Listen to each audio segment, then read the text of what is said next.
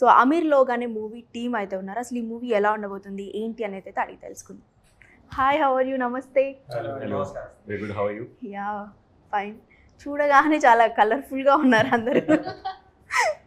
So Aamir log director గారిని అడగాలి first. Aamir లోగ్ అని టైటిల్కి ఏంటి అసలు డిఫరెషన్?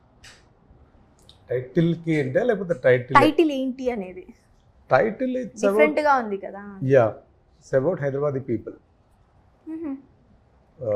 యాక్చువల్గా in all sense Hyderabadi people are అమీర్ లోగ్ అని చెప్పడం అనేది ఈ సినిమా ఉద్దేశం. అంటే ఈ వర్డ్ని యూజ్ చేస్తూ ఉంటారా తెలంగాణ స్లాంగ్లో కానీ అట్లా అమీర్ లోగ్ అనేది?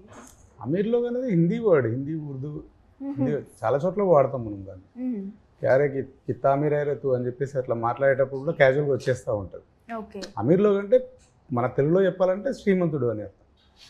ఓ శ్రీమంతుడు.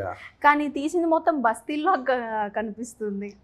అది మీకు సినిమా చూస్తే అర్థమవుతుంది ఏ రకంగా వాళ్ళు శ్రీమంతులు అనేది అయ్యారు అనేది. యా. సో ఫస్ట్ థింగ్, మీరు హరి గారు, మీరు ర్యాపర్ అని విన్నాము. ఇందులో ఏమన్నా మీ కళా పోషణ ఏమన్నా చూపించారా మూవీలో? సీదా హెలికాప్టర్ షాట్ అని ఒక సాంగ్ చేసామండి. అది ఆల్రెడీ బయట వచ్చేసింది, వినొచ్చు.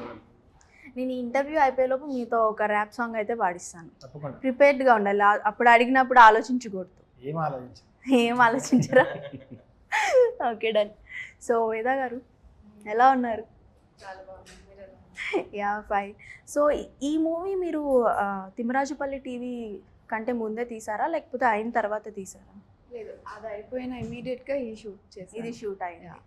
సో ఇందులో క్యారెక్టర్ ఎలా ఉండబోతుంది? ఇందులో ఐ ప్లేడ్ గీత అండి. అది చాలా relatable and modern independent women అని చెప్పొచ్చు. Okay. Same modern independent women అంటున్నారు కాబట్టి ఛాలెంజెస్ ఉంటాయి కదా. సో ఆ ఛాలెంజెస్ ఎలా ఉంటాయి ఏంటి అంటే ఈ క్యారెక్టర్ నుంచి ఎవరైనా ఏదైనా నేర్చుకోవచ్చు అని అంటే ఒక క్వాలిటీ ఏంటి?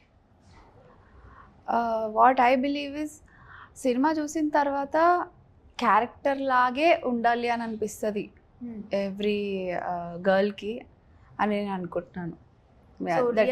రియల్ వేద గారికి అండ్ ఈ క్యారెక్టర్లో ఉన్న వేద గారికి ఏమన్నా సిమిలారిటీస్ ఉన్నాయా? పెద్దగా ఏం లేదండి, అందుకే ఎక్కువ ఏదో కష్టపడిపోయామన్న ఫీలింగ్ లేదు. చాలా హ్యాపీగా రిలేటబుల్గా చేసినాం. లేవు అంటే ఉన్నాయి యాక్చువల్లీ చాలా ఉంటాయి, చాలా సిమిలారిటీస్. ఏంటి ఆ సిమిలారిటీస్ ఏంటి? చెప్పింది కదా ఇప్పుడే చెప్పింది, స్ట్రాంగ్ ఉమెన్ అని. స్ట్రాంగ్ ఉమెన్ అంటే రియల్ లైఫ్ లో స్ట్రాంగ్ గా ఉండరా? ఉంది. ఓకే, సిమిలారిటీస్ ఉన్నాయి. Same.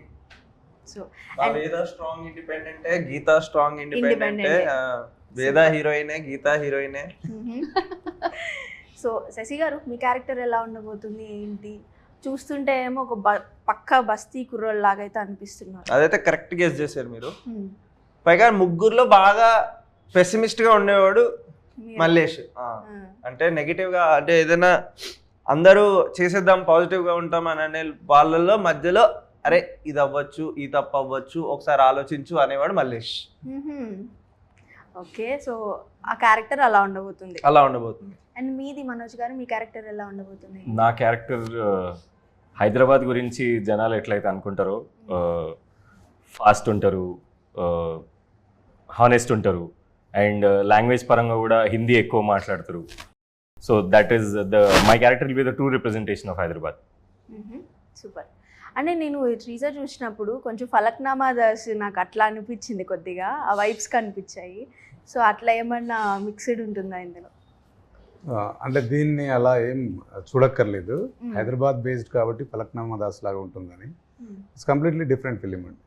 Totally feel good as it ఈస్గా హైదరాబాద్ సిటీలో, హైదరాబాద్ బస్తీలలో ఏం జరుగుతుందో అంత రియలిస్టిక్గా ఈ సినిమాలో అచీవ్ చేసినామని నమ్ముతున్నాం మేము డెఫినెట్గా. సో అట్లాంటి పోలికలు ఏమవసరం లేదు.